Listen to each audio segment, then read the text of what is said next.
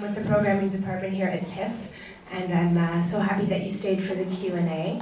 And without further ado, I'd like to bring back the director of Habibi, Susan Youssef.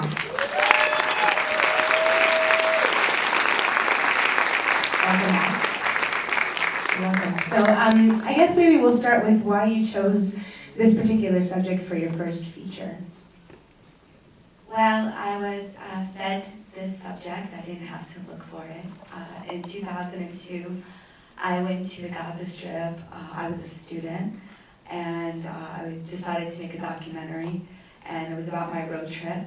And while I was in Gaza, I met a theater director who took me to see children in a gymnasium, two boys, one playing Kais, one playing Layla. And I was amazed about the story. I'd never heard of it. And when I flew back to New York, I actually researched the body of poetry by Majnun Layla, Kais ibn Alam. He's known as Madman for Layla, Majnun Layla. And I was amazed by the body of original poetry that has been recorded by him starting in the 9th century. So I also learned that many poets even use the name Majnun Layla to author their poems.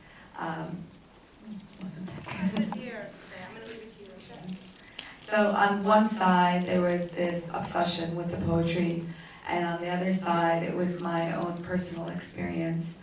I fell in love with the theater director in Gaza.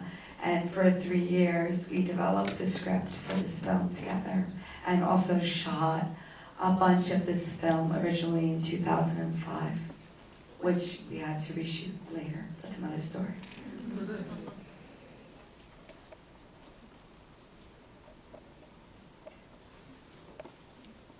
Here's a question.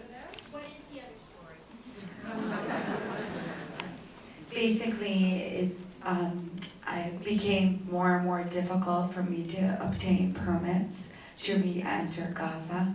So I had to, in 2009, December 2009, reshoot Faking Gaza in the West Bank and in Jaffa in Israel for 2 days, just the beach scenes. With the help of a wonderful line producer from Gaza who was living in the West Bank, and other Gazans. Help me fake the set. I noticed that the actors and actresses in the movie, some of them came from 48, others from the West Bank. I wonder, how did you select this bunch of nice people actually? Is about the selection of actors. Some are from are Palestinians who live in Israel, and others are Palestinians who live in the occupied territories. So the first was really easy. Kais, I never even met him, is Kais Nashev from Paradise Now, and I watched Paradise Now, and I really wanted to cast him.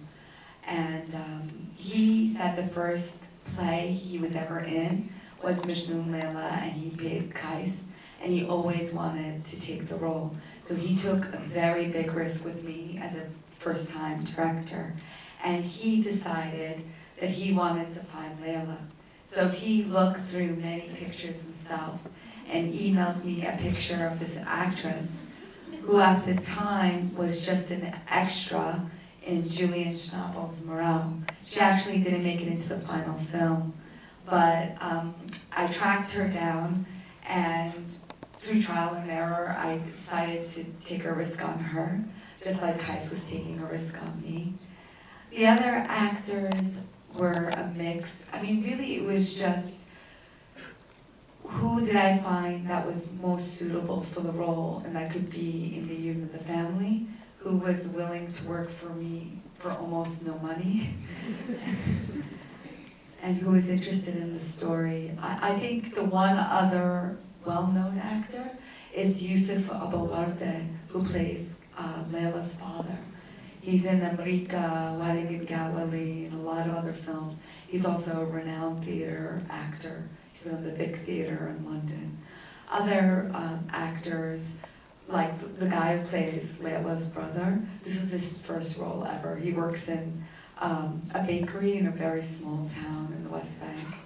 So it was really exciting for him. So I just wondered what your intention was in the story. I sort of got the feeling that was the love story was like a metaphor for the oppression that was felt by the people in Gaza.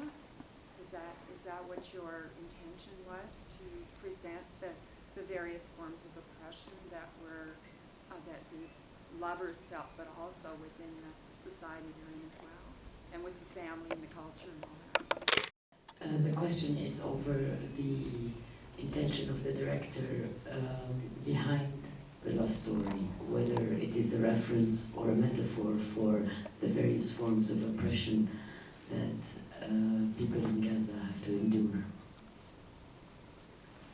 Well, Romeo and Juliet were oppressed even in Verona. So I think any kind of forbidden love story, there's this theme of oppression that's universal. I also decided for the ending, the reason we see them on the water, was that I wanted to create this feeling of despite no matter what happens, and this was my experience in Gaza, the creativity and the poetry of people's lives continues despite what happens around them. So that's why I didn't end directly when Kais goes over the hill. The real ending of the story is Kais goes over the hill and Layla gets married. But I felt that I wanted to end with the poetry. I'm just going to add a couple of words. It's a film that I feel that I've been close to. Rather than oppression, I think love is a motif for emancipation. So yes, the other side of oppression is emancipation, but I think that was mostly your Suzanne's motivation. Emancipation of the individual from social structure, culture, tradition, occupation, war, violence. So were those your words then that came out of her mouth when she was explaining to her lover that they had a right to be happy and to be joyous even when there was misery around? Good. Good. Yes.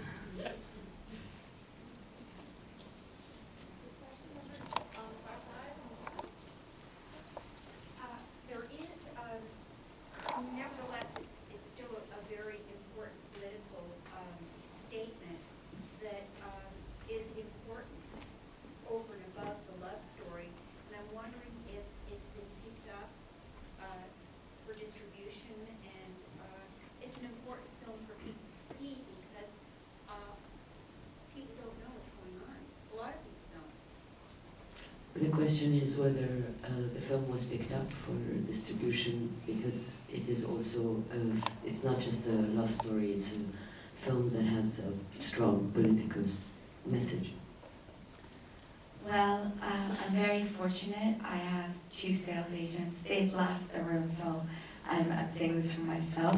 One is Paradigm, that has wrapped like a Tribe Called Quest documentary. They only take 4 films a year, so films of wide genres. And the other is Entertainment One out of Canada, and they did Will Dafoe and the Hunter. So these are 2 sales agents that I believe came on out of not so much political sympathies, but because of the artistic quality of the work. For my own political motivations, it was simply to tell the truth of the world as I imagined it would be for Kais and Layla if they were in Gaza. And also in line with what I experienced or what my mentors felt would be real to that story.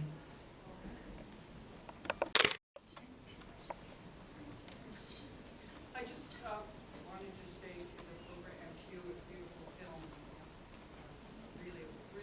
incredible accomplishment for your great English teacher.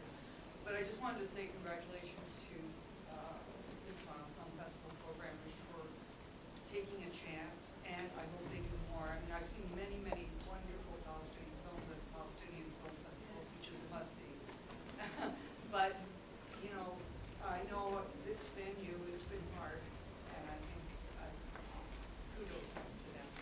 Hey, I'm going to repeat that because it's one less compliment to Susan TIFF. So the lady is very glad that films like Habibi make it to TIFF. And I'm very proud to be presenting this film. We have another Palestinian film, Last Days in Jerusalem. We have quite a few films from the Middle East.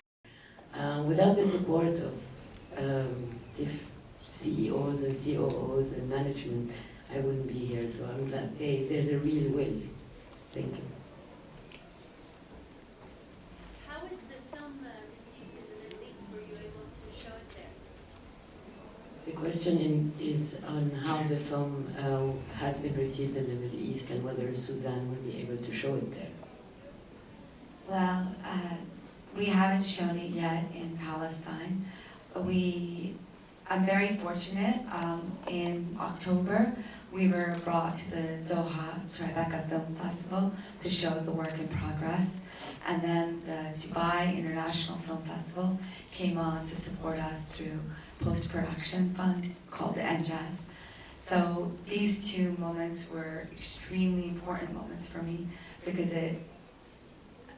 it's an important Arabic romance, it's an important Arabic body of poetry, and it feels extremely important for me to have the I don't see sympathies, but support from that region. And I think, well, I hope I show it in January or February of 2012 in Palestine.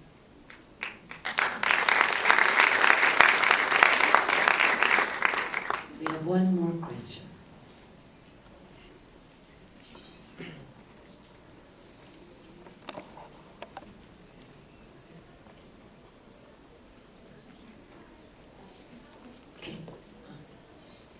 How do you define your time in Gaza for that 3 years that you spent over there? The question is about Susan's time in Gaza, the 3 years she spent there. Well, it was on and off. I never stayed consistently for that long. I found, this is sort of a dangerous statement, but I found Gaza to be incredibly romantic. Obviously, that's what led to this film.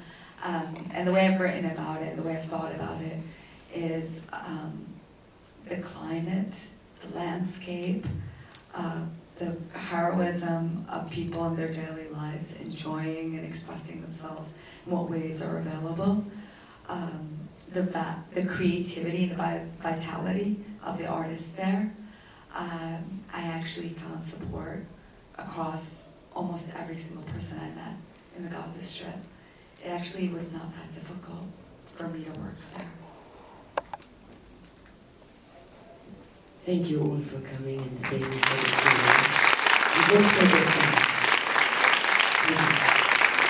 Thank you. One last thing, we're on Facebook.